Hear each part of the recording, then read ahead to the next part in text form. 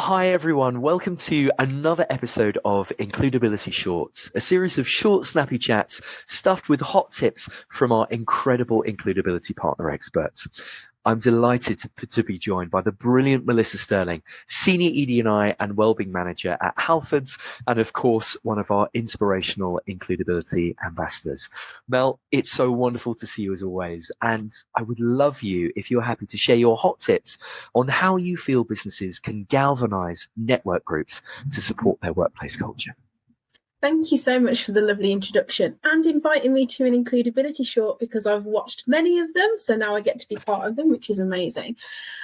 So I am someone that's really passionate about colleague networks, and actually having effective ones can really benefit any organisation across any sector and industry. What's really key with effective networks is to really treat them like business units. So what I mean by that is we really need to make sure that the structure, there's terms of reference, people are really clear in terms of what is the purpose of that network. So many organisations fall down because they make an assumption that everybody that is interested in a particular area, so let's take the LGBTQ plus community as an example, they're coming in and they're doing a particular thing, when actually there's probably three categories in which networks can really support businesses.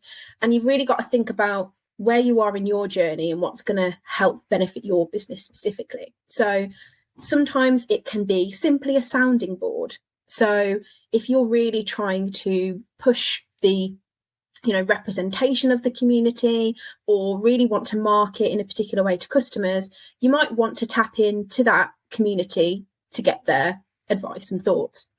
Or it may be more of a transactional approach, where actually we want to deliver a piece of work, we want you to review, give us feedback, or potentially produce that piece of work for us, and then we kind of move on to the next project.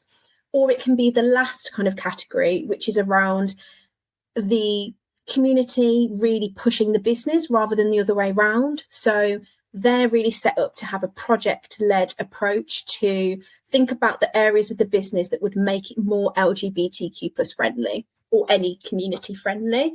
And in order to do that, you need certain sets of people to make that effective, like you would when recruiting for a team. And again, I have three categories in which I fall these people into. So you have the leader, so someone that is really clear on the business vision and is really good at directing groups of people that sometimes can be really large. You then have the dreamers.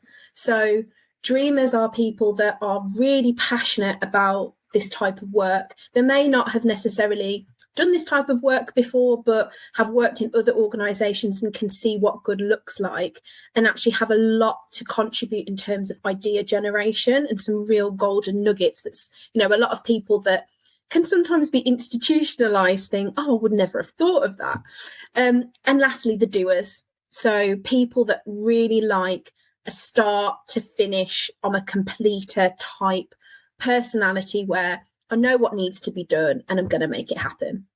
And between those three categories, it really keeps the cogs turning in terms of an engaged network group. I think what's also really important as well is having that contract with the business to say up front all of those tips that I just shared. So this is the purpose of our network group. This is our structure and how we're set up. These are our terms of reference. And actually with that, we'd like a level of commitment from the senior leadership team or an individual. So they almost become the sponsor or representative of that particular community.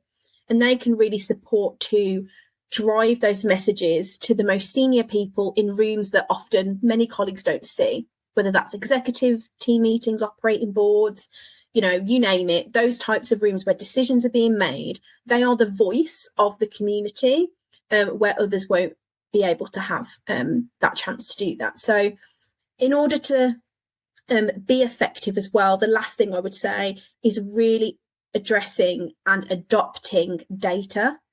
So in any other capacity you would do in your role or as a team, you're always looking at how are we going to measure we're doing well?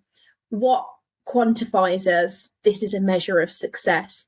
What are our targets? what's the timeline, all those bits and pieces, and actually report on that as well with your senior leader sponsor, and making it really clear to the business that we're a community that actually drives output. We're not here just to kind of have a coffee and a chat and a chin wag. We're here to actually drive change and improve this for the business. So they're my top tips. And I think having effective networks, if you can get all of those elements right, really do prove value to any organisation across lots of sectors. Mel, you are amazing. Thank you so much. All of your knowledge, and just such a joy to catch up with you as always. And to everyone who has just watched our latest Includability short, thank you so much for joining us. For more of these light bulb moments from Mel and from our Includability ambassadors, please do head over to our weareincludability.co.uk website, or of course you can check out our YouTube channel. In the meantime, let's keep learning, let's keep growing, and let's make our workplaces more inclusive, more diverse, and mentally healthy together. Have a great day, everyone.